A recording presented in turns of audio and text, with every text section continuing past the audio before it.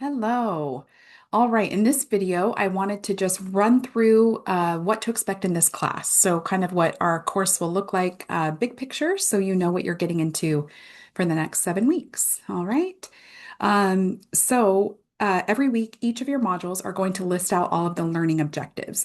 And this is just going to give you a brief overview of what to expect and what to plan on learning in this module. And each week will kind of build up. Okay, so. All of the readings are available on Canvas. They'll be outlined for you in a required reading section. We don't have a required textbook for this course, but there will be required readings. And again, they'll all be available to you on Canvas. Some of them are scanned chapters from other textbooks, and I will recommend downloading those if you can, because it's a lot easier to look at it on like Adobe PDF or something like that instead of reading it on Canvas. It kind of makes the readability a little bit easier, I think. So just a tip. In addition to the required readings, you're going to have recorded video lectures to watch every week. All right. So the required lectures are all recorded by Dr. Corianne Rogalski. She's the course lead for SHS 485. And we think first of all, they're great videos. If you haven't had a class with her before, she's awesome. And she really walks through complex topics in a very, I don't know, just a way that's really easy to understand. So I think you'll enjoy the videos, but it's important for us to have those video recordings because we can keep the content the same, like some of that content the same throughout all of the sections of SHS 485. So we know that you're all getting the same material and no one's missing out on anything. So you'll watch the recorded video lectures. Um, and what else? So then after you do all of that required kind of prep work, you'll move on to different activities. Okay. So you'll have activities in the course, and these are really to just help you start applying your learning. So you're going to start applying what you just heard in the lecture to an actual task. So it might be matching concepts together or matching a definition with a specific word or concept or something like that. It might be yeah, so matching, it might be drawing something out, like we'll work on the house model of aphasia. So things like that. We might have different case studies for you to, again, just kind of see some of these acquired neurogenic disorders in a real world setting. But again, these activities are just to kind of help you start to connect the dots and to start to understand why the information that you're learning is so important. Okay, so you'll have an activity, um, and then you'll take a quiz. So the quizzes you can take as many times as you want. If you're a one and done kind of person, great. If you want to take it 10 times, great, you can. There's only one quiz, and I'll mention that later, that you only have one opportunity to take. But all the other quizzes are unlimited attempts.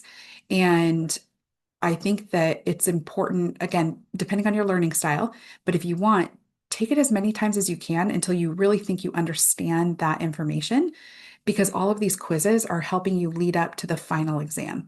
And the final exam is one attempt. So take advantage of the quizzes where you can do them as much as you want. Um, yeah, so you can just kind of keep checking your understanding. So, okay, so next we're going to kind of break down each module week by week. Module one is adult neuroanatomy and language processing. So some of this might be a bit of a review for you, depending on other courses that you've already taken. But it really does lay a solid foundation for understanding about acquired neurogenic disorders. So it's really might be review, but very important content to understand. And then after that, module two takes us into the history of aphasia. And then we'll also talk about different models of aphasia.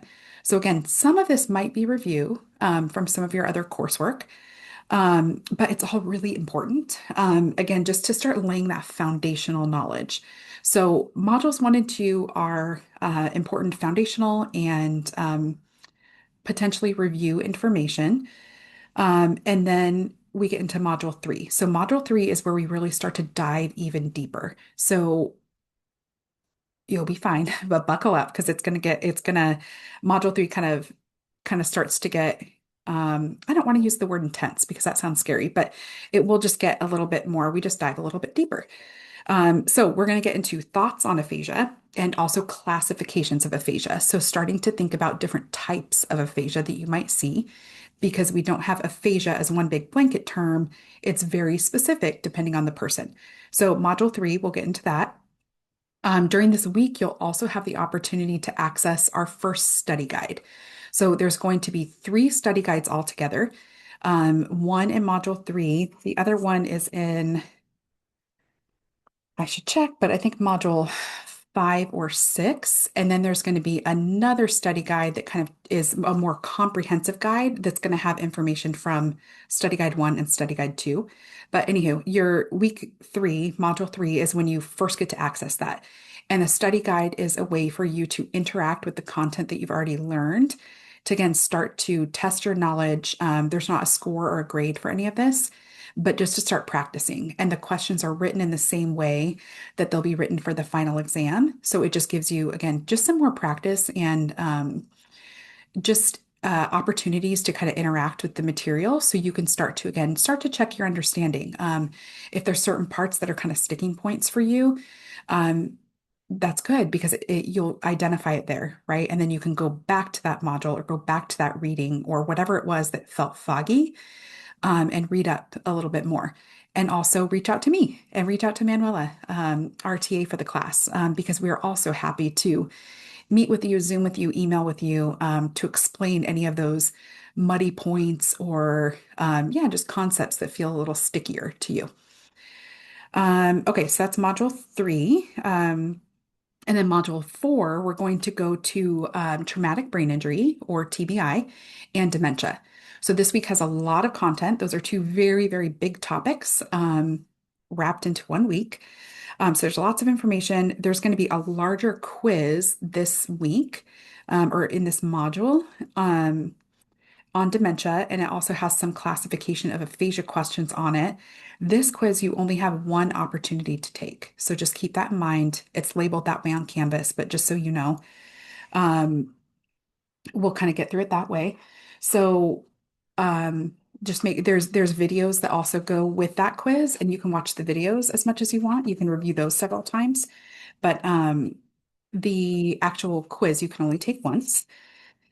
Um, And then, okay, so after that, we're going to move on to module 5. And module 5 is right hemisphere disorders or RHD, which is a fascinating topic, really interesting. I think you'll enjoy learning about that because it's very different from a lot of the strokes with aphasia that we're talking about involve the left hemisphere. Um, so right hemisphere disorder is interesting.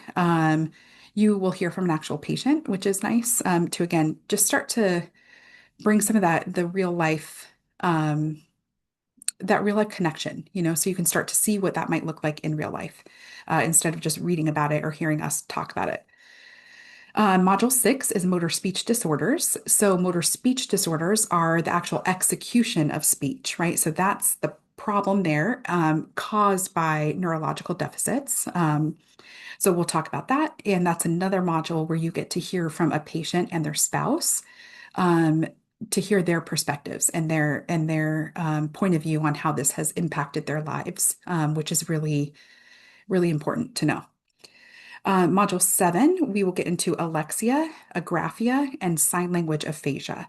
Okay, so those are all wrapped up into this module, and you'll have a pretty in-depth activity here that walks you through a case study. And this, again, helps with that application to real life. We want you to really understand that and understand how these acquired neurogenic disorders impact people and the SLP role, or our role in how we can help. So that will be for your final week.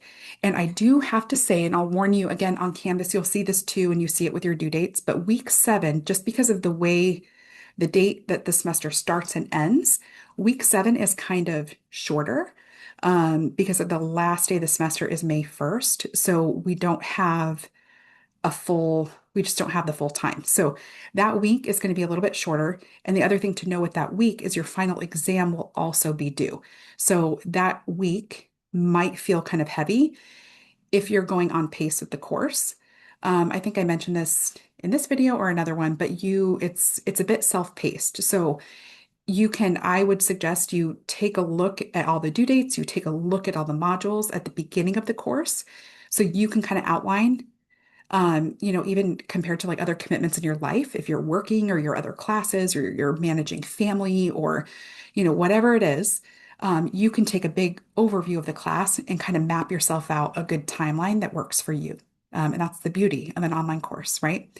So, but just a disclaimer that week 7 is pretty quick and it's going to kind of coincide with your final exam that you need to complete.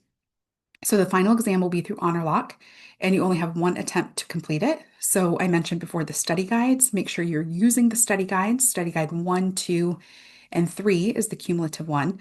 So practice those, practice them again and again. It'll get you just feeling comfortable and confident with the material and how to just get through the exam. Okay. Um, I think that's it. So I am really looking forward to this course. I know we're online, so it feels like we're working on different timelines sometimes. But please, please, please don't hesitate to reach out. You can email me, you can email Manuela, our TA for this course. We are happy to meet with you. I have office hours posted. I can also meet um, at another time that's convenient for you. So, and for me. But you can email me and we can set up a time, whether it's to talk about course material, just to talk out concepts, to talk about, whatever it is that you'd like to talk about with this course. So just please know I'm available. And yeah, good luck.